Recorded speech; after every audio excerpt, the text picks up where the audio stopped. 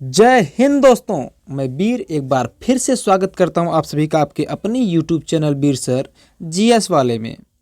दोस्तों, आज हम लोग देखेंगे अफ्रीका महाद्वीप से बनने वाले टॉप 30 प्रश्नों को। ठीक है दोस्तों, जो कि होगी संपूर्ण व्याख्या के साथ। दोस्तों, हम लोगों ने अभी तक जितना भी एपिसोड देखा हुआ है सब में मैंने टॉप 30 प्रश्नों को करवाया हुआ है और संपूर्ण व्याख्या के साथ करवाया है। और जितने भी मैं प्रश्न करवाता हूं वे सभी एक दिवसीय परीक्षाओं में पूछे गए प्रश्नों का संग्रह होता है, यानी वे सभी एक दिवसीय परीक्षाओं में पूछे जा चुके होते हैं। अभी अफ्रीका महाद्वीप से जो भी मैं प्रश्न उठाया हूं इसमें कुछ पूछा गया है और कुछ पूछे जाने की प्रबल संभावनाएं हैं। मैं आपसे रूबरू होता है रोजाना शाम 9:30 बजे लाइव यानी प्रीमियर। ठीक है दोस्तों, तो इसमें मैं जितने भी प्रश्न करवाता हूँ वे सभी SSC, UPP, UPSI, TET, super TET, railway और अन्य सभी एक दिवसीय एग्ज़ाम के लिए बहुत ही महत्वपूर्ण है। तो दोस्तों, मिस मत करिएगा। जब तक मैं आपसे ये सब कह रहा हूँ तब तक आप लोग वीडियो को लाइक कर दीजिए। जितने लोग देख रहे हैं वीडियो को प्लीज़ ज़रूर लाइक करिएगा और साथ ही साथ शेयर भी कीजिएगा। ठीक है, और आप में अभी भी जो सब्सक्राइब न किया हो चैनल को तो प्लीज़ चैनल को सब्सक्राइब कर ले और अपने दोस्तों से भी करवाएं, क्योंकि आप लोग का सहयोग ही है कि जिसके माध्यम से मैं ये वीडियो बना पाता हूँ। तो आइए बात करते हैं आज का हमारा पहला प्रश्न पर। और आज का हमारा पहला प्रश्न है दोस्तों कि निम्न में कौन दूसरा सबसे बड़ा महाद्वीप है? निम्न में कौन दूसरा सबसे बड़ा महाद्वीप है? उत्तर है आपके सामने एशिया, अफ्रीका, उत्तर अमेरिका या यूरोप। इन चार ऑप्शन में से कौन सा सही है? कौन सा सबसे बड़ा महाद्वीप है दोस्तों? सॉरी, दूसरा सबसे बड़ा पूछ रहा है आपसे। ठीक है, उत्तर कीजिए, आपके पास समय है 5 सेकंड का। वेरी गुड, आप सभी सही उत्तर कर रहे हैं दोस्तों। तो इसका सही उत्तर है ऑप्शन नंबर बी यानी अफ्रीका महाद्वीप। यानी अफ्रीका महाद्वीप दुनिया का दूसरा सबसे बड़ा देश है। और अगर आपसे पूछता है कि सबसे बड़ा देश कौन है तो दोस्तों सबसे बड़ा देश है एशिया महाद्वीप। ठीक है, आइए बात करते हैं अगले प्रश्न की तरफ। अगला प्रश्न है हमारा दूसरा, और दूसरा प्रश्न कह रहा है कि किस महाद्वीप से कर्क रेखा, विषुवत रेखा एवं मकर रेखा यानी तीनों महत्वपूर्ण अक्षांश रेखाएं गुजरती हैं? एशिया से गुजरती है या अफ्रीका से गुजरती है या ऑस्ट्रेलिया से या यूरोप से? आपको मिलते हैं कुल 5 सेकंड का समय। तो दोस्तों आप सभी उत्तर कीजिए कि किस महाद्वीप से ये तीनों महत्वपूर्ण अक्षांश रेखाएं गुजरती हैं। उत्तर कीजिए दोस्तों, उत्तर करते रहें आप सभी।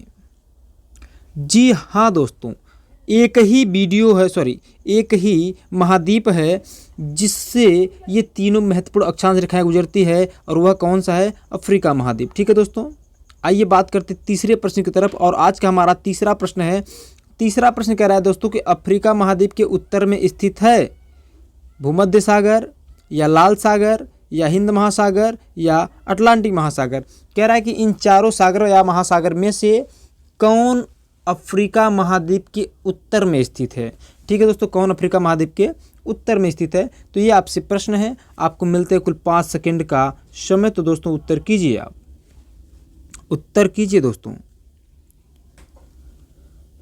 जी हाँ दोस्तों, इसका सबसे सही उत्तर है ऑप्शन नंबर ए भूमध्य सागर। यानी कि ये जो भूमध्य सागर है यह अफ्रीका महाद्वीप के उत्तर में है। लाल सागर की बात करेंगे तो यह उत्तर पूर्व में है, और उत्तर पूर्व का मतलब कि अफ्रीका महाद्वीप के उत्तर पूर्व में है। ठीक है, हिंद महासागर की बात करेंगे तो हिंद महासागर अफ्रीका महाद्वीप के पूर्व में है। अटलांटिक महासागर की बात करेंगे तो पश्चिम एवं दक्षिण दोनों में ही क्या है? अटलांटिक महासागर का विस्तार है। ठीक है, यानी अफ्रीका महाद्वीप के पश्चिम और दक्षिण में क्या है? अटलांटिक महासागर, पूर्व में है हिंद महासागर। ठीक है, उत्तर पूर्व में है लाल सागर, उत्तर में है भूमध्य सागर। आइए बात करते हैं अगले प्रश्न की तरफ। और अगला प्रश्न है चौथा, और चौथा प्रश्न कह रहा है कि भूमध्य सागर और लाल सागर को कौन जोड़ता है? भूमध्य सागर और लाल सागर को कौन जोड़ता है? आपके समक्ष 4 ऑप्शन है दोस्तों।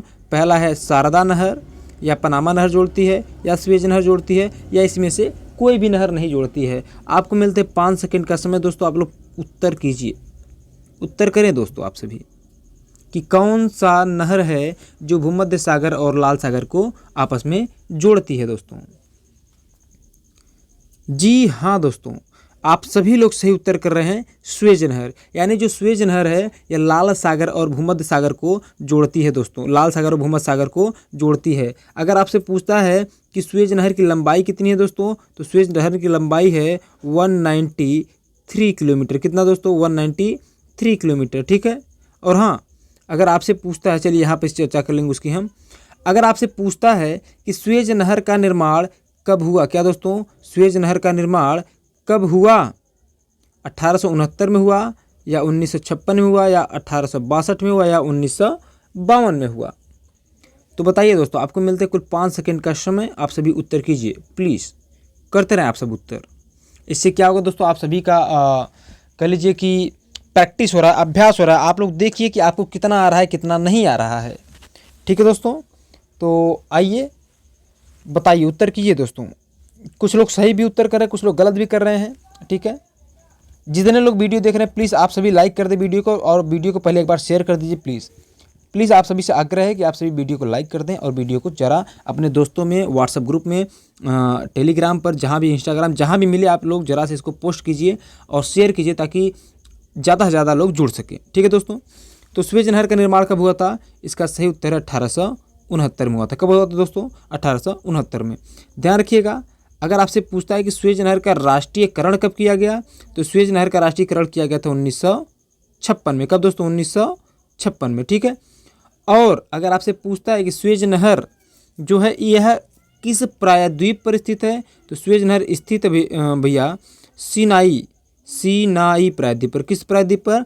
सीनाई प्रायद्वीप पर। और यह जो सीनाई प्रायद्वीप है दोस्तों, यह किस देश का हिस्सा है? यह है मिस्र देश का। यह किसका हिस्सा है? मिस्र देश का है। तो ध्यान दीजिएगा, अगर इसका जो निर्माण हुआ था 1869 में हुआ और राष्ट्रीयकरण 1956 में हुआ, तो अब बताइए कि जो 1956 में राष्ट्रीयकरण किया गया किस देश के द्वारा किया गया? तो दोस्तों इसका भी उत्तर है मिस्र देश के द्वारा किया गया। किसके द्वारा? मिस्र के द्वारा। मिस्र सरकार द्वारा 1956 में इसका राष्ट्रीयकरण किया गया, क्योंकि मिस्र के सिनाई प्रायद्वीप को काट करके ये बनाया गया था। ठीक है दोस्तों, वेरी गुड। आइए आगे बढ़ते हैं अगले प्रश्न की तरफ। अगला प्रश्न कह रहा है कि ड्रेकन्सबर्ग पर्वत, ये पर्वत भी है एक तरह से, ठीक है। ड्रेकन्सबर्ग पर्वत या ड्रेकन्सबर्ग किस देश में स्थित है? 4 ऑप्शन मिलते हैं आपको। केन्या में, दक्षिण अफ्रीका में, चाड में, या नाइजीरिया देश में। इन चारों देशों में से कहाँ पर ड्रेकन्सबर्ग स्थित है? तो बताइए दोस्तों, और आपको मिलते हैं कुल 5 सेकंड का समय। उत्तर कीजिएगा, उत्तर कीजिए दोस्तों, किस देश में ड्रेकन्सबर्ग स्थित है? उत्तर करते रहे आप सभी। जी हाँ दोस्तों, आप लोग बिल्कुल सही उत्तर कर रहे हैं। कुछ लोग दक्षिण अफ्रीका में, यानी ड्रेकन्सबर्ग जो पर्वत है या फिर ड्रेकन्सबर्ग जो है, ये कहाँ है? दक्षिण अफ्रीका में है दोस्तों। आइए बात करते हैं आज के 7वें प्रश्न की तरफ। और 7वां प्रश्न कह रहा है कि विक्टोरिया झील किस महाद्वीप में स्थित है दोस्तों? ध्यान रखें, जितने भी हमारे ऑफलाइन स्टूडेंट हैं वो सभी ध्यान दीजिए। जो मैं एशिया अफ्रीका आप लोगों की डिमांड पर मैंने करवाया है, और यहीं से मैं आप लोगों को प्रश्न भी दूंगा, टेस्ट भी कराऊंगा। इसीलिए आप लोग एक भी प्रश्न को मिस मत करिएगा, क्योंकि जल्दी ही मैं टेस्ट, हो सकता है कि मंडे, अगले ये जो मंडे आ रहा है सोमवार को मैं आपसे टेस्ट करवा लूँ, तो प्रश्न यहीं से कुछ निकालेंगे, कुछ यहाँ से रहेगा, कुछ अतिरिक्त प्रश्न भी रहेगा। लगभग 30 में से 25 प्रश्न यहाँ से रहेंगे, ठीक है। 5 प्रश्न मैं थोड़ा अतिरिक्त निकालूंगा। तो आप लोग वीडियो को बहुत ध्यान से देखिएगा, समझने का प्रयत्न करिएगा। ध्यान दीजिए कि कह रहा है विक्टोरिया झील किस महाद्वीप में स्थित है? तो दोस्तों इसका सही उत्तर है ऑप्शन नंबर सी, अफ्रीका महाद्वीप में। क्या दोस्तों? अफ्रीका महाद्वीप में विक्टोरिया झील स्थित है, ठीक है। ध्यान रखिएगा, ये विक्टोरिया झील है। क्या है? ये विक्टोरिया झील है, न कि विक्टोरिया मरुस्थल, ठीक है, झील है। 8वां प्रश्न आज का हमारा क्या कहता है? 8वां प्रश्न कह रहा है कि दुनिया की सबसे लंबी नदी कौन सी है? इसको कौन नहीं जान सकता है? चलिए आप सभी लोग बताइए तो कौन सा सही है? नील नदी, अमेजन नदी, गंगा नदी या साल्वी नदी? इन चारों नदियों में कौन सी नदी है जो कि सबसे लंबी नदी है? बताएं दोस्तों, आप सब बताइए, इन चारों में कौन सी नदी है जो सबसे लंबी नदी है? आपको मिलते हैं 5 सेकंड का समय दोस्तों। आप बताइए, 5 सेकंड का समय तो है ही आपके पास। आप बताइए, उत्तर कीजिए, उत्तर करें सब। जी हाँ, कुछ लोग सही उत्तर कर रहे हैं, कुछ लोग गलत भी कर रहे हैं। तो चलिए, कम से कम प्रयास तो कर रहे हैं ना। आप गलत सही उत्तर कीजिए चलेगा, लेकिन कम से कम प्रयास कीजिए, ठीक है। प्रयास कीजिए, प्रयास आपका बहुत ही आगे ले जा सकता है। आपको प्रयास करना बहुत ज़रूरी है, ठीक है दोस्तों। तो इसका सही उत्तर है ऑप्शन नंबर ए। क्या दोस्तों? Option number A. दुनिया की सबसे लंबी नदी कौन है? दुनिया की सबसे लंबी नदी है नील नदी। लेकिन यदि अगर आपसे पूछता कि दुनिया की सबसे बड़ी नदी कौन है, तब आप इसका उत्तर क्या करते दोस्तों? तब आप इसका उत्तर करते अमेजन नदी, ठीक है। या फिर सबसे चौड़ी नदी भी कहता तो भी आप अमेजन नदी कहते। लेकिन यहाँ पूछा सबसे लंबी नदी, तो सबसे लंबी नदी क्या है? नील नदी। और नील नदी किस महाद्वीप में है दोस्तों? अफ्रीका महाद्वीप में, ठीक है। Very good. साल्विन नदी और गंगा नदी ये दोनों एशिया महाद्वीप में हैं। आइए बात करते हैं अगले पॉइंट पर। अगला पॉइंट कह रहा है कि व्हाइट नील नदी, या व्हाइट नहीं रहेगा, व्हाइट यानी श्वेत, व्हाइट नील नदी तथा ब्लू नील नदी, व्हाइट नील नदी तथा ब्लू नील नदी किस देश में एक दूसरे से मिल जाते हैं? किस देश में एक दूसरे से मिल जाते हैं? दक्षिणी सूडान में, या सूडान में, या दक्षिण अफ्रीका में, या इनमें से किसी भी देश में नहीं। तो बताएं दोस्तों, आपको मिलते हैं कुल 5 सेकंड का समय और आप उत्तर कीजिए।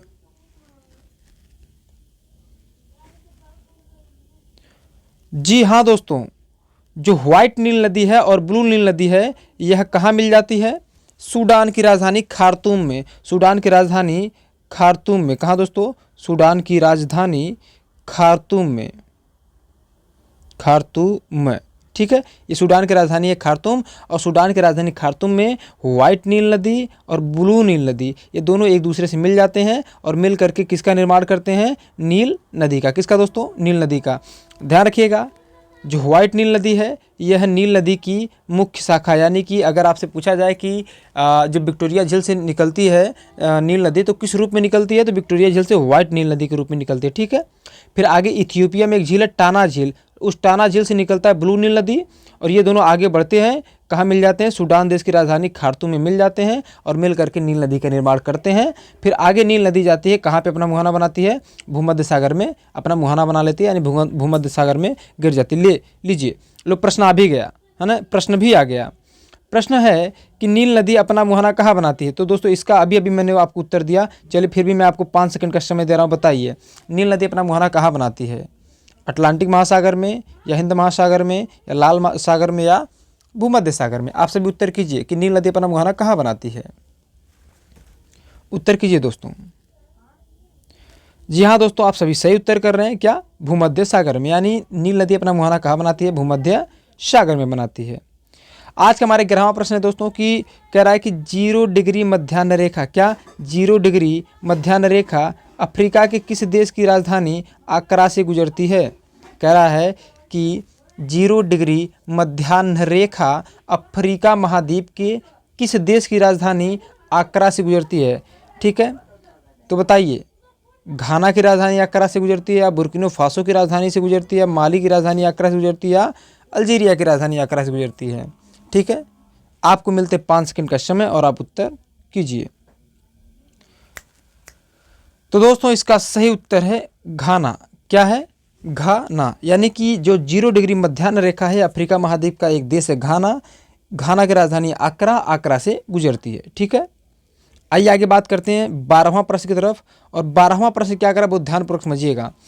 कह रहा है कि 0 डिग्री मध्याह्न रेखा और विषुवत रेखा एक दूसरे को कहाँ काटते हैं? 0 डिग्री मध्याह्न रेखा और विषुवत रेखा एक दूसरे को काटते हैं, कहाँ पर काटते हैं दोस्तों? 4 उत्तर ऑप्शन दिया है।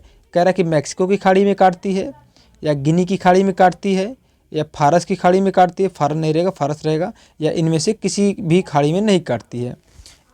बताइए, आपको कुल मिल रहा है 5 सेकंड का समय दोस्तों, और आप उत्तर कीजिए कहाँ पर काटती है। जी हाँ दोस्तों, बिल्कुल सही। जो 0 डिग्री मध्याह्न रेखा है और विषुवत रेखा ये जो दोनों ही एक दूसरे को कहाँ काटते हैं? गिनी की खाड़ी में काटते हैं। कहाँ काटते हैं दोस्तों? गिनी की खाड़ी में। और गिनी की खाड़ी जो है अफ्रीका महाद्वीप के पश्चिमी छोर पर स्थित है। कहाँ? पश्चिमी छोर पर, ठीक है। बात करते हैं आज के 13वें प्रश्न पर। और 13वां प्रश्न क्या कहता है हमारा कि निम्न में कौन हार्न ऑफ अफ्रीका में शामिल नहीं है? निम्न में कौन हार्न ऑफ अफ्रीका में शामिल नहीं है? 4 ऑप्शन है दोस्तों, इथियोपिया, सोमालिया, जिबूती और दक्षिण अफ्रीका। इन चारों देशों में कौन सा देश है जो कि हार्न ऑफ अफ्रीका में शामिल नहीं है? उत्तर कीजिए दोस्तों। मिलते हैं, आपको कुल 5 सेकंड का समय दिया गया है, ठीक है। मैं 5 सेकंड का समय दूंगा, मैं बोलूँ चाहे ना बोलूँ, लेकिन 5 सेकंड का समय आपके पास जरूर रहेगा। आप लोग वीडियो को लाइक करते हुए चलिए, कम से कम लाइक कर दीजिए, शेयर कर दीजिए, है ना। इससे जो लोग इसका फ़ायदा लेना चाहते हैं वो ले सकते हैं, है ना। आइए तो दोस्तों इसका सही उत्तर है ऑप्शन नंबर डी, यानी जो दक्षिण अफ्रीका देश है यह हार्न ऑफ अफ्रीका का भाग नहीं है। ध्यान रखिएगा, हार्न ऑफ अफ्रीका में कुल कितने देश हैं दोस्तों? हार्न ऑफ अफ्रीका में कुल 4 देश हैं, यानी कि 4 देश हार्न ऑफ अफ्रीका के अंतर्गत आते हैं। जब आप अफ्रीका के पूर्वी भाग में आएंगे तो देखेंगे इस प्रकार से ऐसे सींग की भांति निकला हुआ है, इसी को हार्न ऑफ अफ्रीका कहते हैं। और इस हार्न ऑफ अफ्रीका में 4 देश शामिल है। उन चारों देशों में 3 तो यहीं पर है, एक इथियोपिया, सोमालिया, जिबूती और चौथा है इरिट्रिया। क्या दोस्तों? इरिट्रिया। इन चारों देशों को संयुक्त रूप से क्या कहा जाता है? हार्न ऑफ अफ्रीका कहा जाता है दोस्तों, ठीक है। आइए बात करते हैं अगले प्रश्न की तरफ, 14वां। तो आज का हमारा 14वां प्रश्न कह रहा है दोस्तों कि लेसोथो यानी लेसोथो और स्वाजीलैंड किस देश में स्थित भूमिगत देश है? क्या है? किस देश में स्थित भूमिगत देश है? यानी लेसोथो और स्वाजीलैंड कैसे देश है? भूमिगत देश है। भूमिगत देश का मतलब है कि देश के अंदर स्थित देश, है ना, यानी देश के अंदर स्थित देश हैं ये। जब किसी देश के अंदर कोई देश हो तो उसे क्या कहते हैं? भूमिगत देश। तो कह रहा है कि लेसोथो और स्वाजीलैंड जो भूमिगत देश हैं यह किस देश में स्थित है? आपको 4 ऑप्शन मिल रहे हैं, नाइजीरिया में या अल्जीरिया में या सोमालिया में या दक्षिण अफ्रीका में। बताइए दोस्तों, आपको 5 सेकंड का समय है आपके पास। बताएं। जी हाँ दोस्तों, तो इसका सही उत्तर है दक्षिण अफ्रीका, ठीक है। तो दक्षिण अफ्रीका में लेसोथो और स्वाजीलैंड क्या है? एक भूमिगत देश है। आइए बात करते हैं 15वां प्रश्न पर, और 15वां प्रश्न कह रहा है कि कौन सी नदी विषुवत रेखा को, किसको भाई? विषुवत रेखा को कितनी बार काटती है? 2 बार काटती है। तो आपके समक्ष 4 ऑप्शन है, माही नदी, कांगो नदी, लिम्पोपो नदी, है ना, या इनमें से कोई नहीं। तो दोस्तों आपको मिलते हैं 5 सेकंड का समय और आप उत्तर करें। कौन सी नदी विषुवत रेखा को 2 बार काटती है? तो इसका सही उत्तर है दोस्तों कांगो नदी। क्या दोस्तों? कांगो नदी। यानी जो कांगो नदी है वह विषुवत रेखा को 2 बार काटती है। लेकिन ध्यान रखिएगा, अगर आपसे कभी पूछ ले कि देखिए 3 महत्वपूर्ण अक्षांश रेखा है, विषुवत रेखा, कर्क रेखा और मकर रेखा, तो ध्यान दीजिएगा ये जो विषुवत रेखा है उसको कौन सी नदी 2 बार काट रही है? कांगो नदी 2 बार काट रही है। लेकिन अगर आपसे ये पूछे कि कर्क रेखा को, किसको? कर्क रेखा को 2 बार कौन काटेगी? तो कर्क रेखा को 2 बार काटेगी दोस्तों माही नदी काटती है। कौन सी? माही नदी। और मकर रेखा को पूछे तो मकर रेखा को काटने वाली जो नदी है वो कौन है? लिम्पोपो, यानी लिम्पोपो नदी मकर रेखा को 2 बार काटती है, ठीक है। तो यहाँ पे आपको ध्यान रखिएगा, तीनों महत्वपूर्ण अक्षांश कर्क रेखा, विषुवत रेखा और मकर रेखा को कोई न कोई नदी 2 बार काटती है। और कौन सी नदी काटती है मैंने यहाँ पे आपको सारा डिटेल बता दिया। आइए आगे बढ़ते हैं अगले प्रश्न की तरफ, 16वां। कह रहा है कि 16वां प्रश्न कह रहा है कि ब्लू नील नदी का उद्गम होता है, किसका? ब्लू नील नदी का उद्गम होता है, कहाँ से होता है? विक्टोरिया झील से होता है या ताना झील से होता है? ताना नहीं, इसको टाना भी कहते हैं, ठीक है, TANA अंग्रेजी में रहता है तो ताना या टाना पढ़ सकते हैं आप। या मलावी झील से, या इनमें से कोई भी नहीं। यानी कि किस झील से ब्लू नील नदी का उद्गम होता है? पीछे मैंने प्रश्न में इसका जिक्र किया था। तो दोस्तों इसका सही उत्तर है ऑप्शन नंबर बी। क्या दोस्तों? टाना झील से, ठीक है। आइए आगे बात करते हैं 17वें प्रश्न की तरफ। 17वां प्रश्न कह रहा है कि निम्न में कौन सी नदी अपना मुहाना गिनी की खाड़ी में बनाती है? निम्नलिखित में से कौन सी नदी है, यानी अफ्रीका का कौन सा नदी है जो अपना मुहाना गिनी की खाड़ी में बनाती है? 4 ऑप्शन है आपके पास, जाम्बेजी नदी, नील नदी, अमेजन नदी या नाइजर नदी। ध्यान रखिएगा, अमेजन नदी तो अफ्रीका महाद्वीप में नहीं प्रवाहित होती है, ठीक है, ये प्रवाहित होती है दक्षिण अमेरिका महाद्वीप में। तो आपके पास 3 ऑप्शन, इन तीनों ऑप्शन बताइए कि कौन सी नदी अपना मुहाना गिनी की खाड़ी में बनाती है। बताया दोस्तों, आपके पास 5 सेकंड का समय है, पर्याप्त है। जी हाँ दोस्तों, तो इसका सही उत्तर है नाइजर नदी। क्या? नाइजर नदी। यानी जो नाइजर नदी है यह कहाँ अपना मुहाना बनाती है दोस्तों? गिनी की खाड़ी में बनाती है। आइए आगे बात करते हैं। और नील नदी का तो मैंने बताया आपको कि नील नदी कहाँ बनाती है अपना मुहाना? भूमध्य सागर में बनाती है। आइए बात करते हैं आज के 18वें प्रश्न पर। और आज का 18वां प्रश्न हमारा कहता है कि निम्न में से किस देश को विक्टोरिया झील स्पर्श नहीं करती है? निम्न में से किस देश को विक्टोरिया झील स्पर्श नहीं करती है? तो भाई पहले तो बता दूं कि विक्टोरिया झील केवल और केवल 3 देशों को स्पर्श करती है, यानी इसमें एक ऐसा देश है जिसको विक्टोरिया झील स्पर्श नहीं करता है। उसी को बताने कि वह कौन सा देश है। तो दोस्तों आप लोग बताइए, कि विक्टोरिया झील 3 देशों का स्पर्श करती है और इनमें से कौन सा देश है जिससे को स्पर्श नहीं करती है? तो दोस्तों इसका सही उत्तर है मोजाम्बिक। यानी कि विक्टोरिया झील जो है मोजाम्बिक देश को स्पर्श नहीं करती, जबकि तंजानिया, युगांडा और केन्या इन तीनों को स्पर्श करती है। आइए बात करते हैं 19वें प्रश्न की तरफ। 19वां प्रश्न कह रहा है कि दुनिया का सबसे बड़ा मरुस्थल और सबसे गर्म मरुस्थल कौन सा है? दुनिया का सबसे बड़ा एवं गर्म मरुस्थल कौन सा है? बताइए। सहारा है, नुबियन मरुस्थल है, कालाहारी मरुस्थल है या नामियो मरुस्थल है? बताइए दोस्तों कौन सा मरुस्थल है? आप सभी को उत्तर करना है, आप सभी उत्तर कीजिए दोस्तों। जी हाँ दोस्तों, इसका सबसे सही उत्तर है सहारा। यानी जो सहारा मरुस्थल है यह दुनिया का सबसे बड़ा मरुस्थल है और सबसे गर्म मरुस्थल है। और अगर आपसे पूछा जाए कि सहारा मरुस्थल है किस देश में, तो दोस्तों सहारा मरुस्थल का जो विस्तार है यह मुख्यतः है कुल 10 देशों में विस्तृत है। कितने? 10 देशों में। और अगर पूछे किस महाद्वीप में, तो अफ्रीका महाद्वीप में। ठीक है दोस्तों, वेरी गुड। आइए आगे बात करते हैं 20वें प्रश्न की तरफ। तो 20वां प्रश्न कह रहा है कि सहारा मरुस्थल किस महाद्वीप में है? सहारा मरुस्थल किस महाद्वीप में है? आपके समक्ष 4 ऑप्शन हैं, एशिया में, अफ्रीका में, यूरोप में या ऑस्ट्रेलिया में। तो अभी मैंने आपको बताया कि जो सहारा मरुस्थल है किस महाद्वीप में है, तो आप उत्तर कीजिए किसमें? अफ्रीका महाद्वीप में।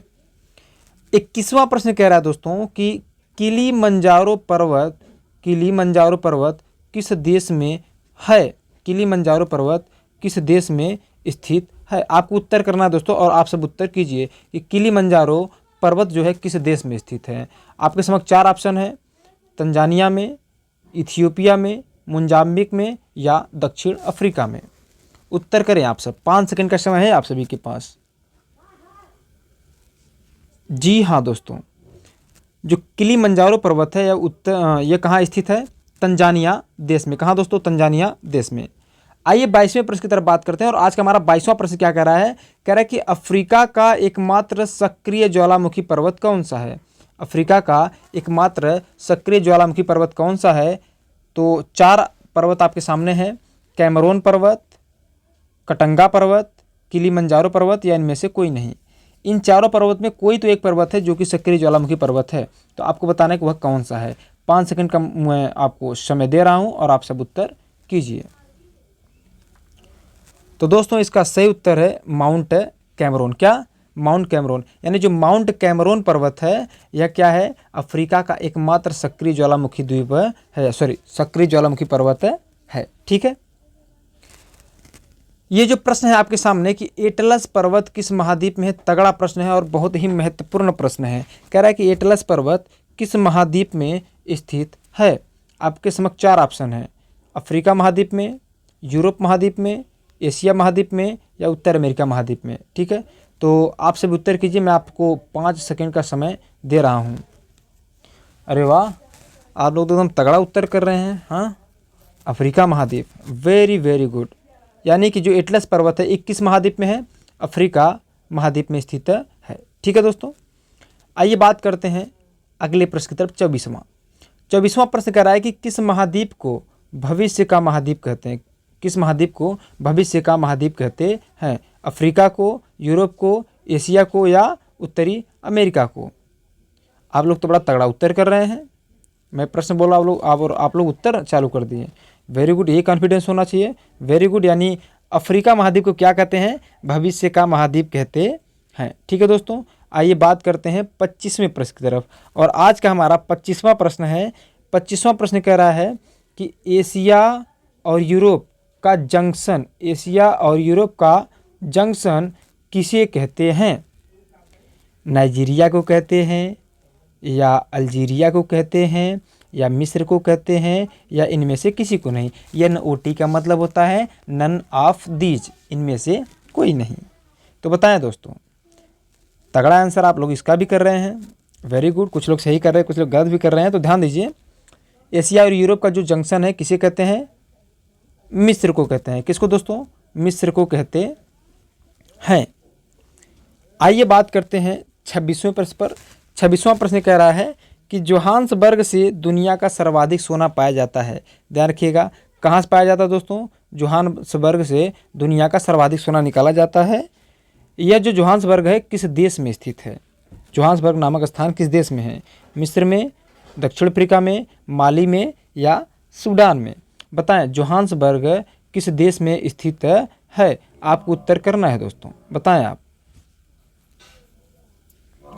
तो दोस्तों इसका सही उत्तर है दक्षिण अफ्रीका में। यानी कि जो जोहान्सबर्ग है यह है किस देश में है? दक्षिण अफ्रीका महाद्वीप में है। सॉरी, दक्षिण अफ्रीका देश में। अफ्रीका महाद्वीप में तो यह है, लेकिन दक्षिण अफ्रीका देश में है। और दक्षिण अफ्रीका देश में एक पहाड़ी है विट्सवाट्स। क्या? विट्सवाट्सरैंड की पहाड़ी। और इसी विट्सवाट्सरैंड की पहाड़ी पर स्थित है जोहान्सबर्ग, जहां से दुनिया का सर्वाधिक यानी सबसे ज़्यादा सोना निकाला जाता है। आप सभी लोगों ने एक मूवी देखी होगी KGF।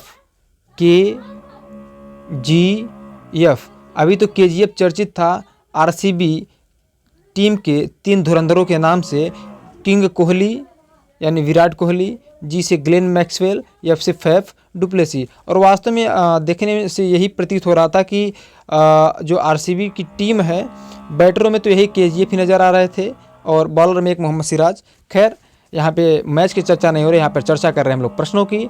तो कह रहा है कि जोहान्सबर्ग से दुनिया का सर्वाधिक सोना पाया जाता है, वो किस देश में है? तो दक्षिण अफ्रीका में है।